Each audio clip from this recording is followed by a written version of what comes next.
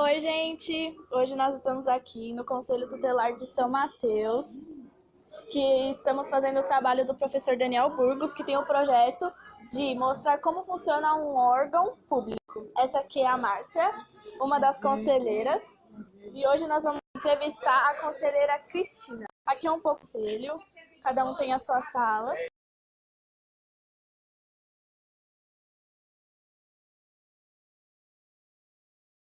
Boa tarde, Boa Cristina. tarde. Hoje eu queria fazer algumas perguntas e, primeiramente, eu queria saber como funciona um conselho tutelar.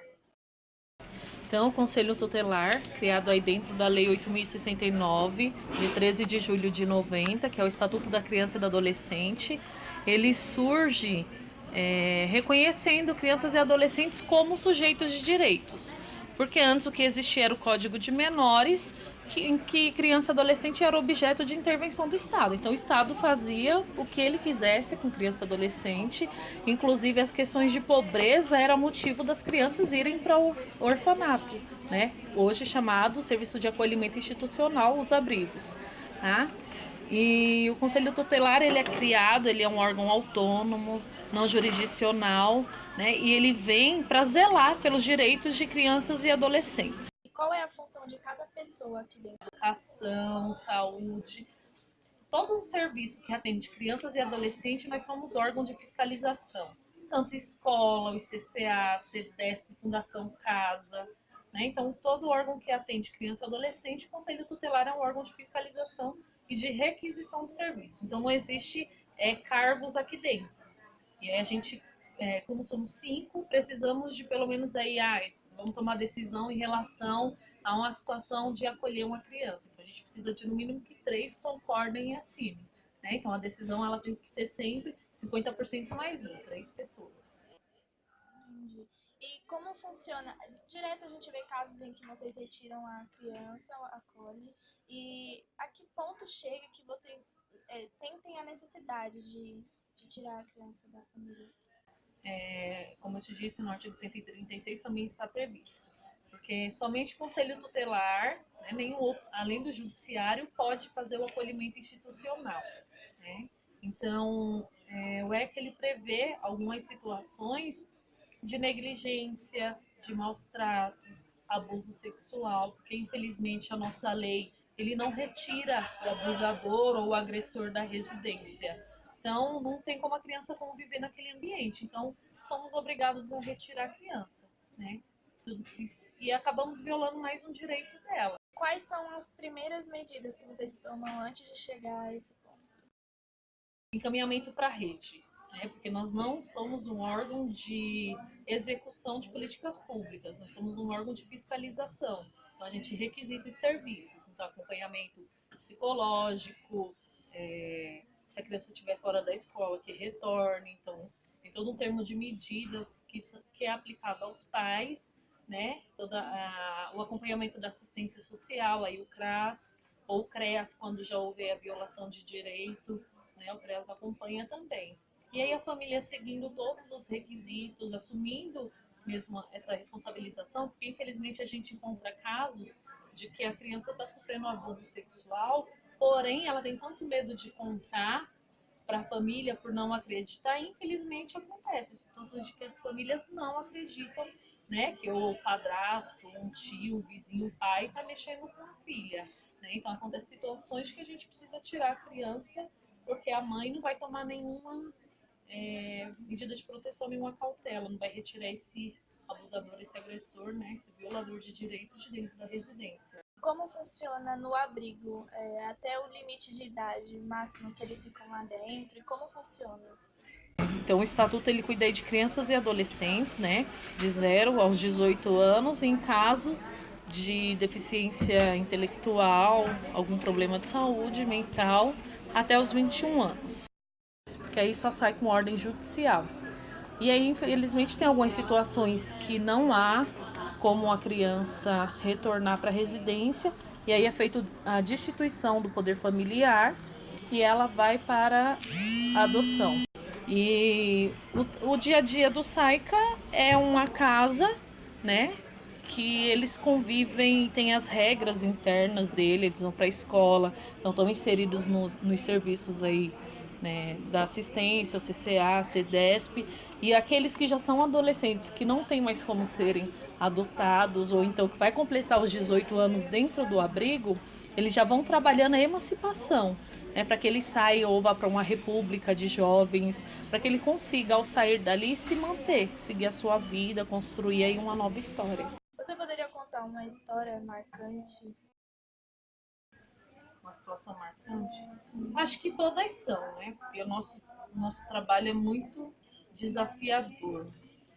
E aí você poder intervir, tirar uma criança ou adolescente de uma situação de violência, ou depois encontrá-la depois de algum tempo e ver o quanto ela está bem, porque não existe uma regra aqui dentro. Cada situação é tratada de acordo com as suas peculiaridades, né? Porque nós precisamos avaliar, analisar, e às vezes a nossa intervenção, a nossa decisão muda totalmente a vida de uma criança e de uma família toda, né? Você tem, aqui nessa parte a gente pode ver que você tem vários desenhos, então o seu vínculo com as crianças é muito grande. Sim, eu procuro quando eles vêm, eu procuro conversar primeiro com eles antes dos pais, no atendimento, e quebrar um pouco esse mito de que o conselho ele é o bicho-papão, que ele é o órgão que vai punir, que vai retirar as crianças da família. Nós somos um órgão de defesa de direitos. Se há alguma violação, a gente precisa atuar. Então a gente já começa assim, porque infelizmente a gente sabe que ainda é propagada uma ideia de que, olha, eu vou chamar o conselho, né? As pessoas ameaçam as crianças e as famílias com o conselho tutelar. Então a criança muitas vezes ela já vem muito assustada, né? A gente tem situação que às vezes a família chega e fala assim, nossa, olha, ela estava com febre ontem só porque sabia que tinha que vir aqui, né?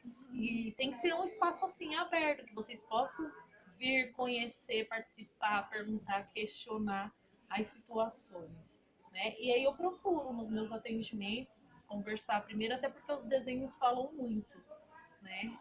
E, e aí, no momento que eu estou atendendo as famílias também, sem as crianças, eu peço para eles fazerem um desenho aí. E aí tem essa diversidade de desenhos que cada um tem uma história. Para você ou para os conselheiros é que o espaço não é adequado, até porque vocês precisam de uma privacidade para atender as crianças. Quais são as mudanças que você gostaria que acontecesse para se tornar um lugar mais apto? A gente precisaria de uma sede própria, né, que tivesse garantido aí o sigilo, a gente fizesse a escuta mesmo, porque a gente está falando aqui, né, ó, a gente escuta a cadeira arrastando aqui do lado, então imagina, tem situações que as mães acabam se alterando, principalmente em situação de acolhimento, né, então vem todo mundo correndo ver o que está acontecendo, então é muito sem privacidade nenhuma esse espaço, né. Tendo que cozinha, temos ali uma copa improvisada, né? A recepção, vocês viram, não tem o agente administrativo, né? A prefeitura vem passando por essa dificuldade que não faz concurso, e aí que está faltando, os funcionários envelheceram, se aposentaram e não tem funcionários para cobrir. Né? A gente tem problema de carros também, de motoristas, são N motivos de problemas de estrutura mesmo física, né? E que atrapalham no nosso atendimento, porque muitas vezes a gente atende um território de São Mateus e Iguatemi, são 2 distritos, e a gente tem mais ou menos aí, contando com as ocupações, 600 mil habitantes, né? Deveria existir um conselho a cada 100 mil habitantes. Então vocês imaginam, nossa atuação ela é invisível. Então todo mundo acha que o conselho não faz nada, mas é porque é um mundo isso daqui. É muito grande. Nós somos apenas 5 conselheiros. Hoje estamos aqui os 5, porque de sexta-feira a gente faz a nossa reunião de colegiado, vai discutir alguns casos, vai ver questão de agenda, tudo. Mas na semana um está de plantão noturno, então ele não trabalha durante o dia e a gente fica os 4. A gente ainda tem que se desdobrar em fazer o serviço administrativo também. E aí a sobrecarga é muito grande. E a gente precisa cobrar aí uma postura do município mesmo e uma valorização dos conselhos tutelares. Né? A formação continuada que não tem. E aí a gente enfrenta situações como vocês enfrentaram, do conselheiro que não tem uma formação, ele bater a porta na cara, né? Como que eu sou um defensor de direito de crianças e adolescentes e eu fecho as portas para quem eu atendo? Não tem lógica isso. Totalmente contraditório. Parece até que o conselho está devendo algo. Quais são os casos mais frequentes que vocês recebem no dia a dia? A gente recebe muita questão escolar, mesmo de faltas, né? A escola ela é obrigada a noticiar quando faltam demais. Tanto que essa semana a gente está aí com milhões de notificações de escola. E o Disque 100, né? O nosso maior canal de denúncia também é o Disque 100. É um canal que você liga lá e é anônima e você pode contar as situações. Então, olha, tá acontecendo na casa do meu vizinho tal situação, tem uma criança assim vivendo em situação de violência e tal. Os pais são usuários de droga, deixa a criança sozinha, tá sem alimentação. Porém, a gente sabe que tem pessoas que agem de má fé. E aí utilizam esse canal de denúncia, eu estou na briga judicial de guarda, então eu vou e faço uma denúncia contra a mãe. Ou a mãe com ciúmes da madrasta, aí vai e faz que o pai maltrata a criança.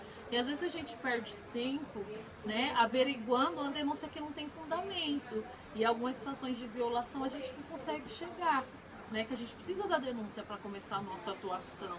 A gente não tem a busca ativa, eu vou lá e eu vou sair pegando todas as crianças na rua. Não posso fazer isso, né? Eu preciso ter uma denúncia para poder fazer a minha atuação. Então é isso. Muito obrigada por nos receber, porque foi muito difícil achar um conselho que fosse tão receptivo e que nos tratasse tão bem. E muito obrigada.